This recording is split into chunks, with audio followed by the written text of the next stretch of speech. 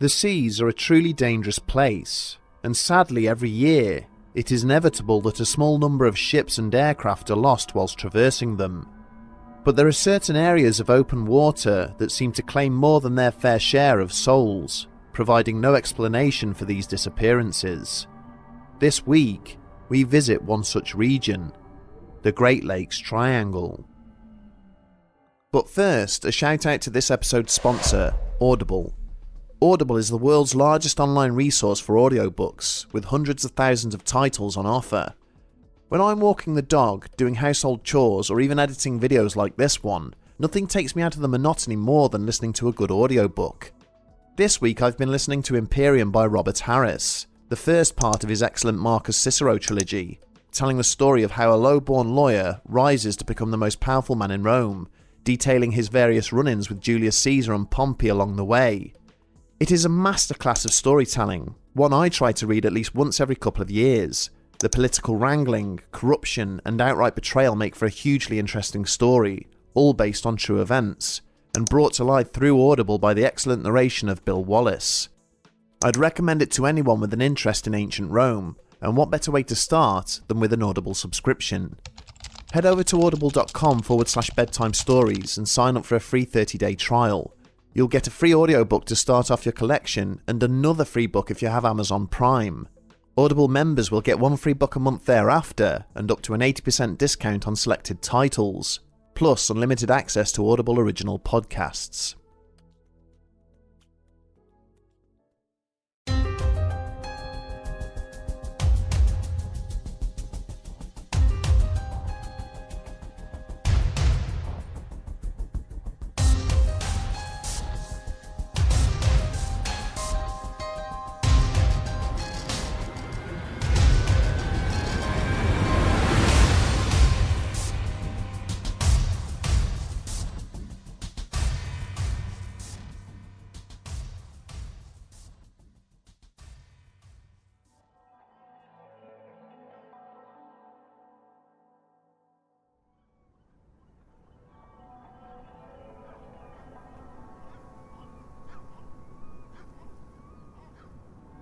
The wind blowing in from the heart of the bay was icy cold, chilling the sailors as they hastened to ready their ships for departure. From his elevated position further along the docks, Colonel Roussel watched on as the distant figures hurried across the decks of the vessels, stowing away supplies and equipment in preparation for the long journey that lay ahead of them. Even with the heavy military-issue greatcoat that he was wearing, he still felt bitterly cold and pitied the men he was observing, who had no such protection from the elements. Winter on Lake Superior could be unrelentingly harsh, which was potentially one of the reasons why the visitors seemed so eager to depart. The weather reports for the coming week were particularly ominous, with the meteorologists forecasting severe gales. Roussel had called the captains of the 3 ships to his office the previous evening to inform them of this, strongly suggesting that they delay their departure until the danger had passed, but they had stubbornly refused. The ships were minesweepers, constructed in Fort William for the French Navy, and intended to clear German mines from the English Channel. They were not pretty, but were of a sturdy design, with steel-framed hulls surrounding watertight compartments. All 3 were named after great French victories: Inkerman, Sebastopol, and Cerisoles. The Canadian officer sighed and pulled his coat a little tighter, as the first of the minesweepers moved away from the dock. He understood how vital these ships were to the war effort, and that their crews would be desperate to return home after such a long period away from their loved ones. But if it had been within his power, he would have refused them permission to leave. Roussel had been born and raised in Thunder Bay, and like many of the locals, he joked that the icy waters there flowed through his veins. He had seen the crews of too many ships depart and never return, been to too many funerals where the caskets were weighed down with ballast as there was no body to place inside them. There was something dark about the great body of water that surrounded Ontario, something malevolent that seemed to wait out of sight, striking when the sailors who were traversing it lowered their guard or made a mistake. It was dangerous enough travelling these waters for the men who had done so for generations, let alone those of a foreign navy. The last ship swung free from her berth, signalling a farewell blast with her horn, which the colonel answered with a salute. Over the coming days, as he went about his duties, he continued to worry about the French vessels and their crews, and in time, Roussel's worst fears would be confirmed, as neither Inkerman nor Cerisoles would ever be seen again. It is far from unusual for an area in which people regularly disappear without a trace to be referred to as a triangle. The use of 3 fixed reference points to define the boundaries of any such region is sadly all too common, and the names of these mysterious expanses carry with them haunting connotations. Names such as Bermuda, Alaska, and Bennington.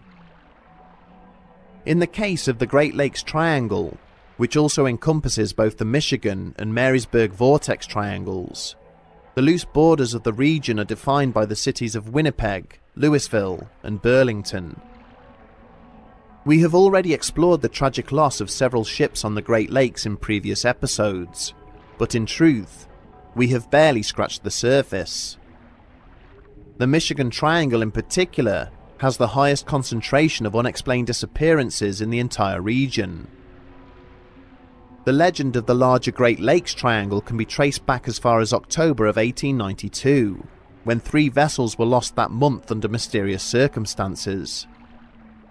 Then, on the 21st of November 1902, the SS Bannockburn was sighted by another ship entering a fog bank near Isle Royale. The freighter and the 20 men who had set sail with her were never seen again. 16 years later, a trio of newly constructed French minesweepers were heading towards Sioux Locks on their way to the Atlantic Ocean. As bad weather set in, the Sebastopol became separated from her sister ships, the Inkerman and the Cerisoles. The latter 2 vessels and the 78 men aboard them never passed through the locks, and the remains of either ship have never been found. But it is not always the unexplained loss of a ship or aircraft that leads people to wonder if there is something unseen and deadly at play upon the Great Lakes. Sometimes it is the discovery of a ship, and the condition that it has been left in, that can raise questions over and beyond its mere disappearance. The most famous example of this is the Rosabelle, a 2-masted schooner which was constructed in the 1860s to transfer goods between Benton Harbor and Milwaukee. Her crew of 11 sailors had spent most of their working lives travelling back and forth along the same route, but would make their final journey in the winter of 1921. On the morning of October the 31st, she was found floating upside down by a steamer approaching Milwaukee. When the vessel was recovered and subsequently inspected by the Coast Guard, it was found that there was no trace of the captain or his crew. It was initially suggested she may have been involved in a collision with a larger ship, but none had been reported in the vicinity at the time, and there was no damage found anywhere on her hull to support this theory. Another proposal is that she may have sprung a leak and eventually capsized. Again, a close inspection of her exterior was carried out, and it was found to be in pristine condition, with no apparent flaws or leaks. The loss of the Rosabelle's crew remains one of the region's most enduring mysteries, as if someone or something simply plucked her from the water and turned her upside down. An even more perplexing incident would take place 16 years later, involving a ship named the O.M. McFarland. On the evening of April the 28th, 1937, the freighter was attempting to negotiate the locks leading into Lake Michigan. There was a significant number of ice floes on the water at the time, and the crew were taking extra care to avoid a potential collision. The captain of the McFarland was George Donner, a veteran sailor who was highly respected by his crew. He had spent several hours on the ship's bridge, refusing to rest until he was certain that any possible danger had passed. Finally, in the early hours of the morning, he was satisfied that he and his men were now safe and retired to the comfort of his cabin. As he left the bridge, Donna had asked that the second mate wake him when they neared Port Washington. Several hours later, the man had made his way to the captain's cabin, but was unable to elicit any response from inside. More crewmen were called for, and the door was forced open, revealing an empty room. The men were mystified, finding that the door had been secured from inside with a key, despite it being completely vacant. The captain's bed was still made, showing no sign that he had slept in it, and his pipe lay on a table nearby. There were no signs of a struggle, and no other means of exiting the room besides the single door. It was as if the officer had simply faded out of existence. Equally as baffling is the loss of a Douglas DC-4 propliner over Lake Michigan during the summer of 1950. The aircraft had been designated as Northwest Airlines Flight 2501 and had been carrying 58 people from New York City to Seattle. At approximately 1:15 in the morning, the pilot had contacted local flight controllers, asking for permission to descend to 2,500 feet due to deteriorating weather conditions. This was the last radio contact with the plane, which subsequently failed to answer any further transmissions. A massive land and air search was immediately carried out for the remains of the aircraft and the unfortunate souls who had been on board at the time. A small number of items were recovered, which were believed to have come from the missing plane, but the wreckage of the aircraft itself has never been found. The loss of the DC-4 and its crew remains one of the worst air disasters in American history. Author Clive Cussler, who is famous for his love of nautical mysteries, continues to fund efforts to locate the missing plane. His team have now searched in excess of 500 square miles of lakebed, locating 10 previously unknown shipwrecks, but no trace of the missing airliner. Several witnesses came forward in the days after the incident, stating that they had seen strange lights hovering above the lake, at the same time that contact was lost with Flight 2501. Perhaps the most disturbing of these came from two local police officers, who followed a mysterious red light which they could not identify, and was travelling at speed over the water. Sightings of UFOs have been reported over the Great Lakes for decades, the most notable of which took place in 1994, when local residents flooded the police switchboard to report hundreds of ghostly lights travelling slowly over Lake Michigan. A UFO is also believed to be responsible for the loss of 2 Air Force pilots, scrambled to investigate its presence over Lake Superior in 1953. But some commentators claim that it may be visitors from beneath the lake, rather than above it, that are being observed by the witnesses involved. In December of 2018, a father and son from Ohio observed a large cylindrical object hovering over Lake Erie, repeatedly entering and then re-emerging from the waters below. It is theorized that visitors to our world may have previously established homes underneath the Earth's waters, emerging on occasion to study humanity. For decades, US submarines have reported contact with fast-moving and highly maneuverable vessels of an unknown origin. Could it be that the Great Lakes play host to just such a population of otherworldly beings? Beyond theories of alien visitors, be they from above or below the waves, there are other ideas as to what may be happening to the missing vessels within the Great Lakes Triangle. Some believe that the region occupies a point of weakness between our dimension and a number of neighbouring ones, as do the other notorious triangles found across the globe. It is theorized that there are places where some degree of leakage takes place, where objects and individuals can unwittingly pass between two realities, sometimes surviving to tell the tale. The reason there is such a lack of evidence for these disappearances is because the wreckage that investigators seek is not on the lakebed, but instead in a parallel reality. Is it possible that the unfortunate victims of these incidents have simply vanished from the face of the Earth, only to reappear in a different reality altogether?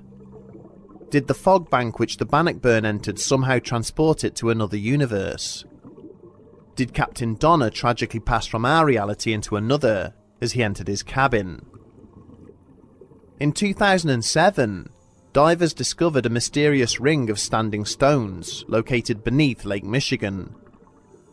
These constructions are laid out in a manner similar to the Stonehenge site, located in England. It is unknown how they came to be constructed there, as they are not a natural formation, and it is believed they may date back as far as 10,000 years. Naturally, the inability to explain how these stones came to be placed on the lake bed has attracted all manner of unfounded explanations. It has been suggested that they may be a time portal, or some form of gateway to another reality.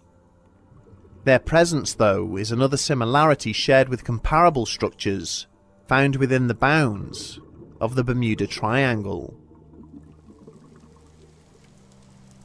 A more rational explanation can be found in an unusual weather phenomenon which has been observed at certain locations throughout the region. A microburst is a sudden and localized weather front where precipitation and wind can affect a location as small as a mile in diameter. With the intense winds in these areas passing 100 miles per hour, significant damage is caused to anything caught in the chaos. Due to the speed with which a microburst can manifest and end, and the small area affected by it, it is probable that they occur more regularly than we are aware. Any ship or plane caught in the storm would almost certainly be lost, with either little or no evidence left of its passing, or the remains being moved to a different and unrelated area as the storm travels. It has been claimed that the number of vehicles lost with no viable explanation within the boundaries of the Great Triangle may run into the hundreds, with thousands of souls vanishing along with them. In some cases, the wreckage of these missing craft has eventually been found, minus the bodies of those who travelled in them. For a large percentage of these disappearances, the murderous weather conditions found in the Great Lakes will most likely have been the culprit. The bulk of these incidents has taken place during stormy weather, and in reality, the sunken vessels will eventually be located, and the mysteries which have surrounded their loss will ultimately be solved. And yet, the nature of some of these occurrences simply defies conventional explanation. Much like the previous stories we have examined from the region, there appears to be something intangible and inexplicable associated with these vast bodies of water. Something harsh and unforgiving, and in some cases, murderous.